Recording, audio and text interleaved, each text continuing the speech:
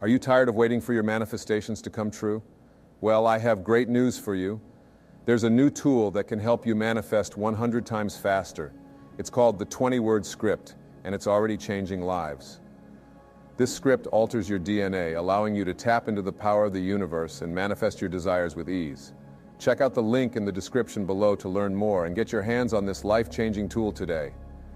Now let's get to our session. Listen to this observation by the great mental science practitioner of the early 20th century. His name was Thomas Troward.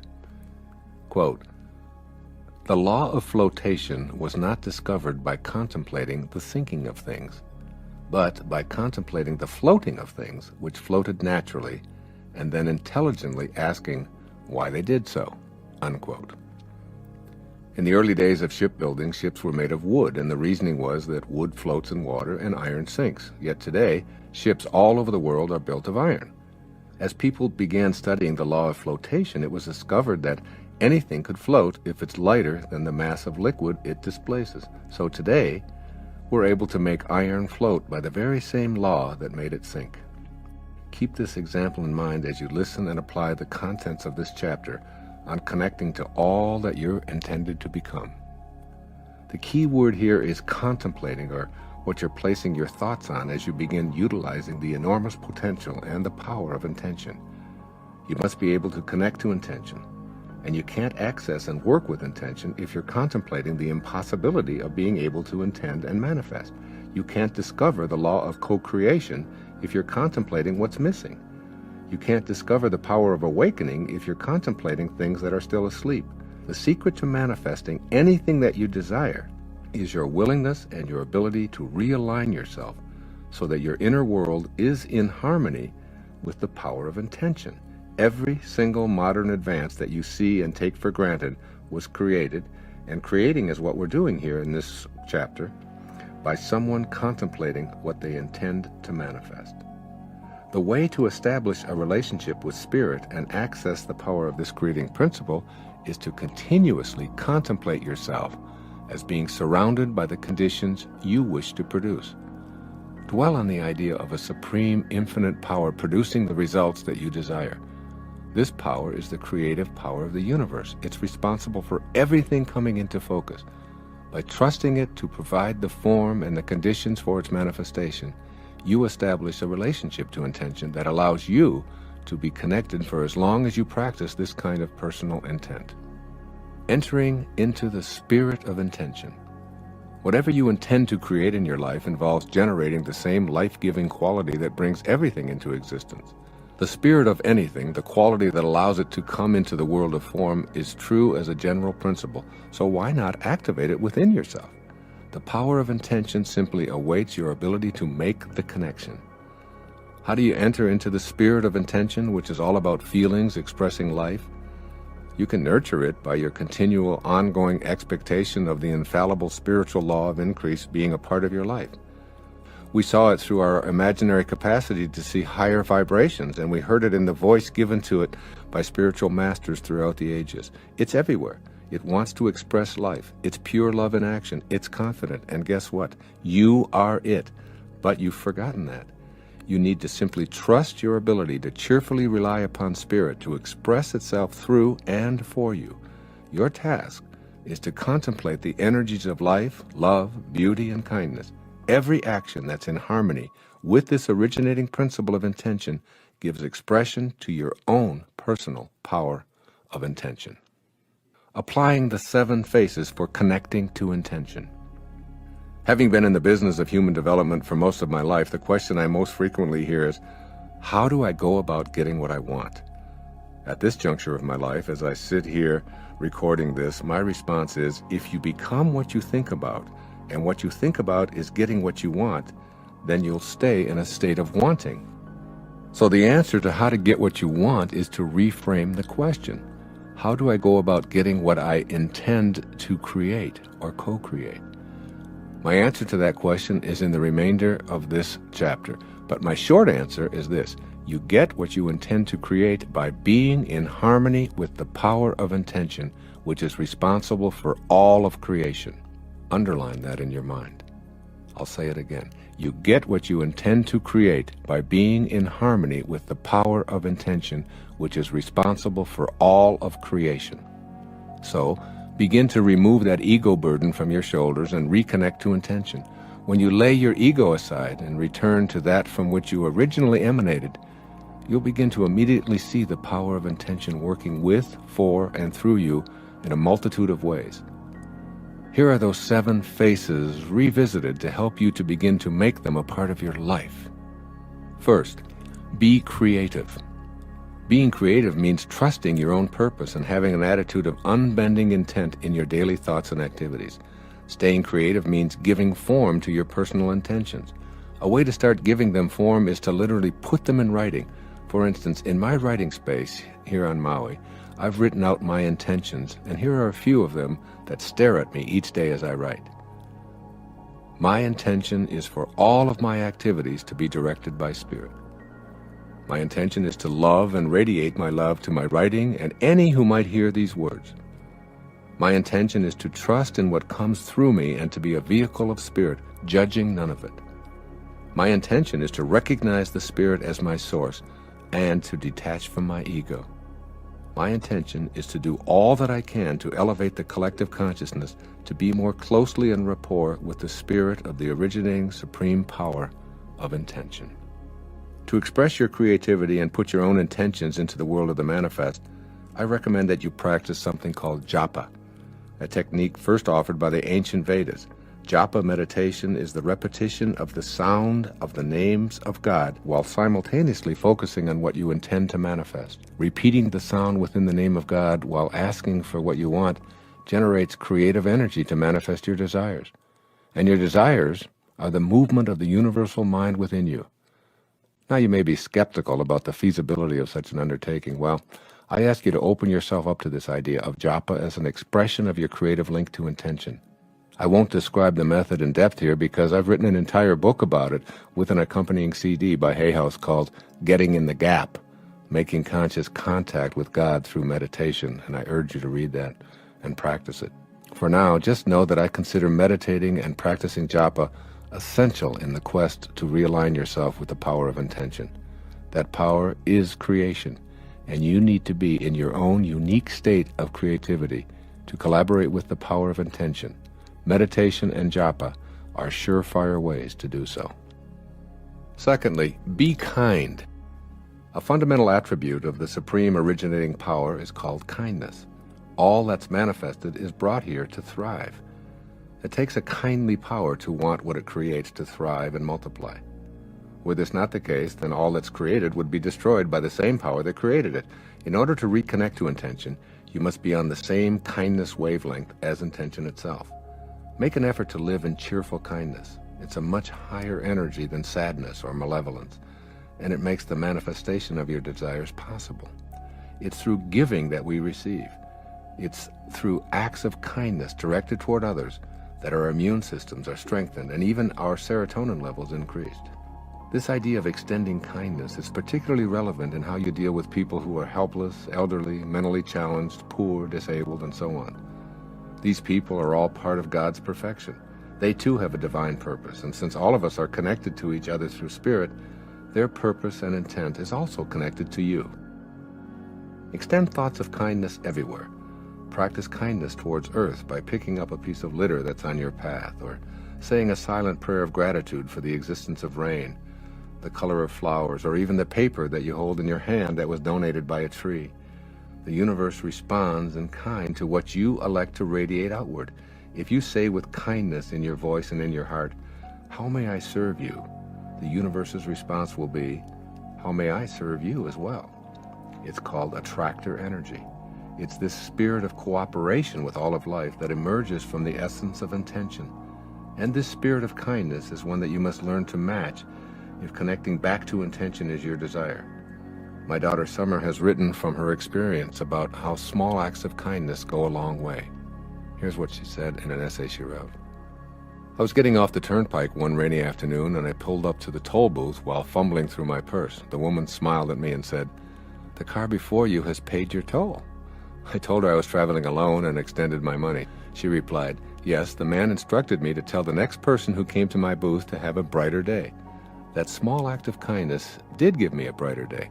I felt so moved by someone I would never know, I began to wonder how I could brighten someone else's day.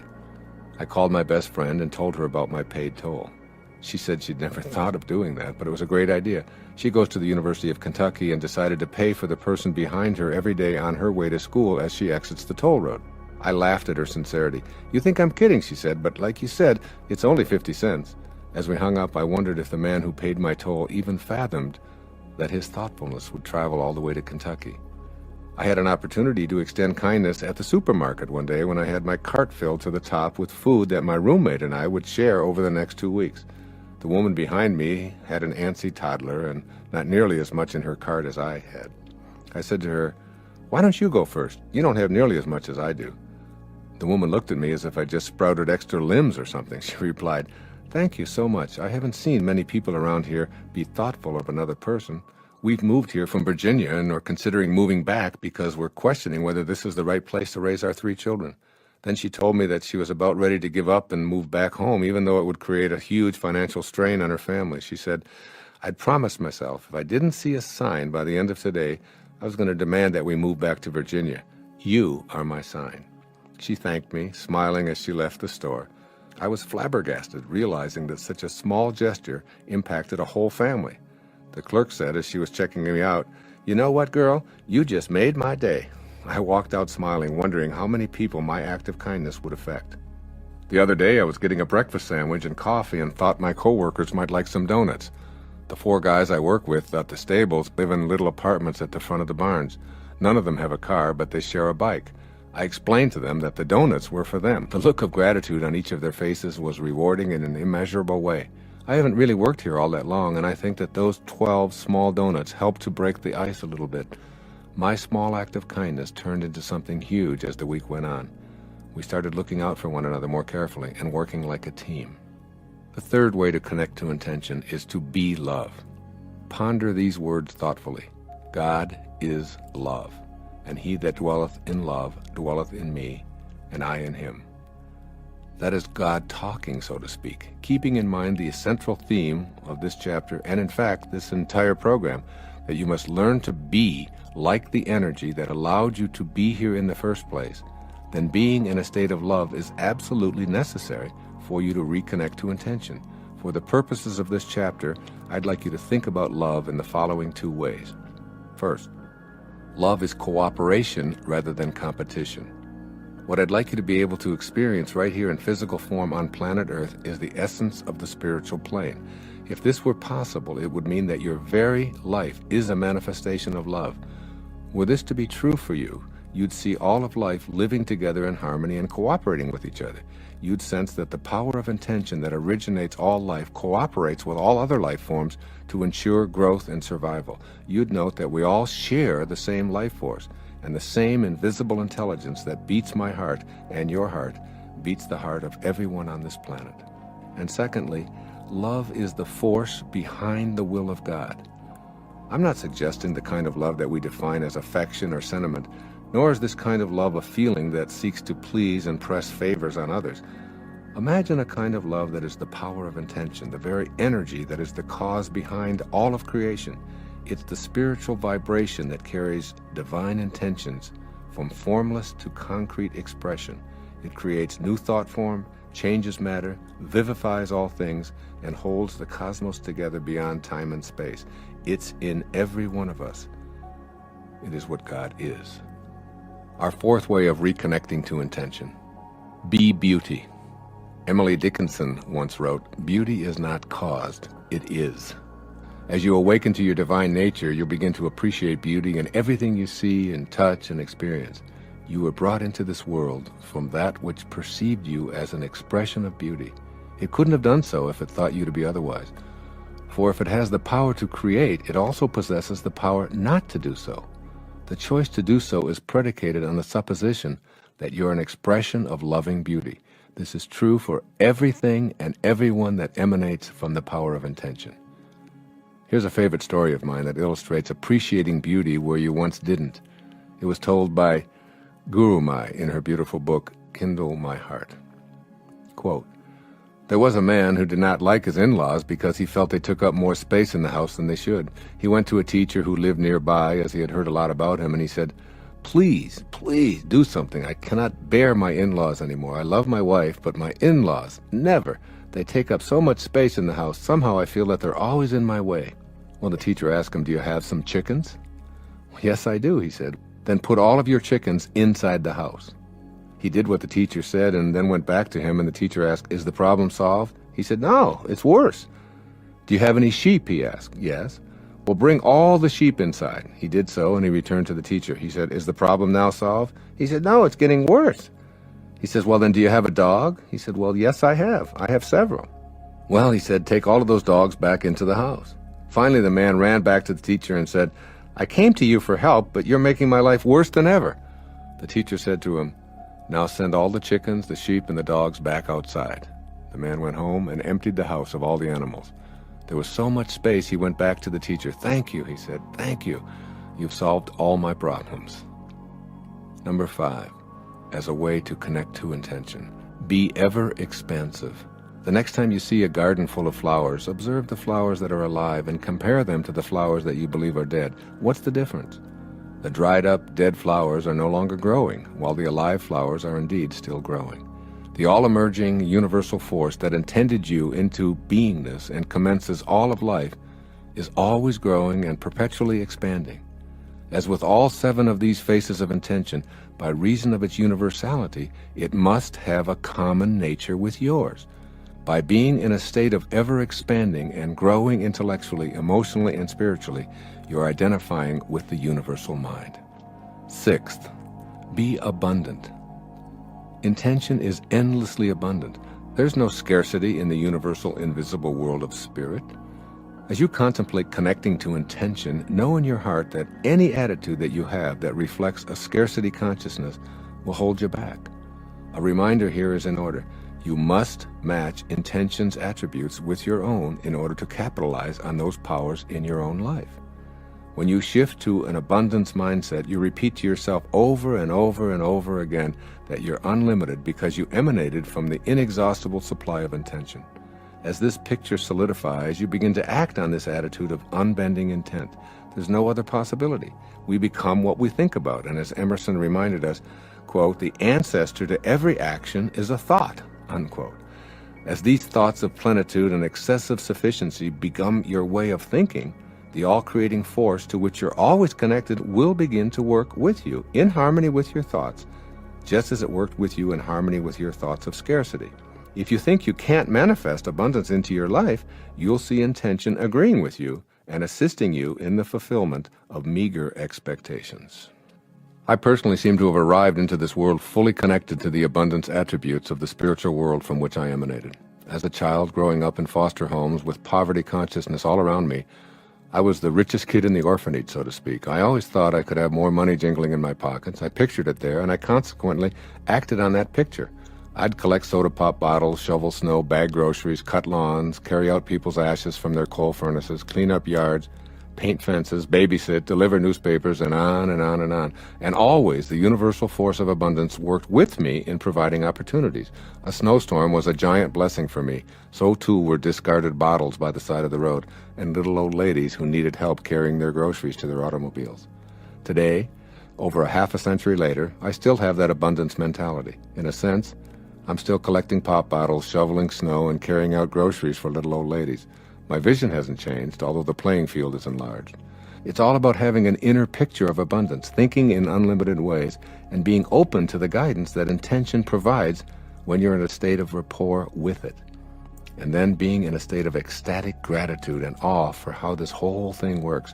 Every time I see a coin on the street, I stop, I pick it up, put it into my pocket, and I say out loud, "Thank you, God, for this symbol of abundance that keeps flowing into my life."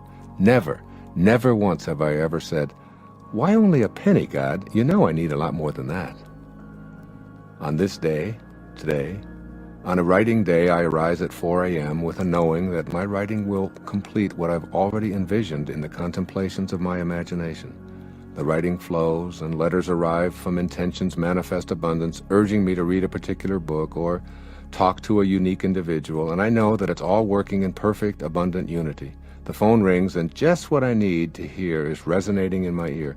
I get up to get a glass of water, and my eyes fall on a book that's been on my bookshelves for 20 years, but this time I feel compelled to pick it up. I open it, and once again I'm being directed by Spirit's willingness to assist and guide me as long as I stay in harmony with it. It goes on and on and on in my life, and I'm reminded of Rumi's poetic words from 800 years ago: sell your cleverness and purchase bewilderment.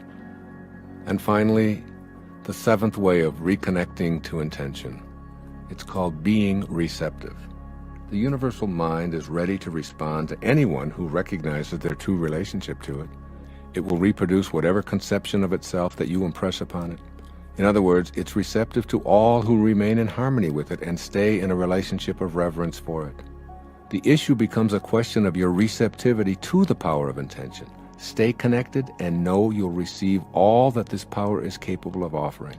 Take it on by yourself as separate from the universal mind, an impossibility, but nevertheless a strong belief of the ego, and you remain eternally disconnected. The nature of the universal mind is peaceful. It isn't receptive to force or violence. It works in its own time and rhythm, allowing everything to emanate by and by.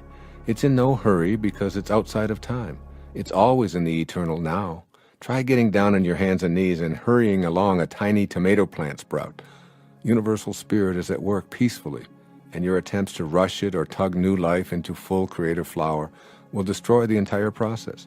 Being receptive means taking on a position of allowing your senior partner to handle your life for you. I accept the guidance and assistance of the same force that created me. I let go of my ego, and I trust in this wisdom to move at its own peaceful place. I make no demands on it. This is how the all-creating field of intention creates. This is how you must think in order to reconnect to your source. You practice meditation because it allows you to receive the inner knowing of making conscious contact with God. By being peaceful, quiet, and receptive, you pattern yourself in the image of God, and you regain the power of your source. This is what this chapter, and indeed this entire program, is all about. That is, tapping into the essence of originating spirit, emulating the attributes of the creative force of intention, and manifesting into your life anything that you desire that's consistent with the universal mind, which is creativity, kindness, love, beauty, expansion, abundance, and peaceful receptivity. This concludes the steps for connecting to intention. But before you make this somersault into the inconceivable, I urge you to examine any and all self-imposed obstacles that need to be challenged and eradicated as you work anew at living and breathing this power of intention that was placed in your heart before a heart was even formed. Thank you for joining our session today. If you're ready to take your manifestation game to the next level, head over to the link in the description and get your own copy of the script today to unlock the power of the universe and manifest your dreams with ease.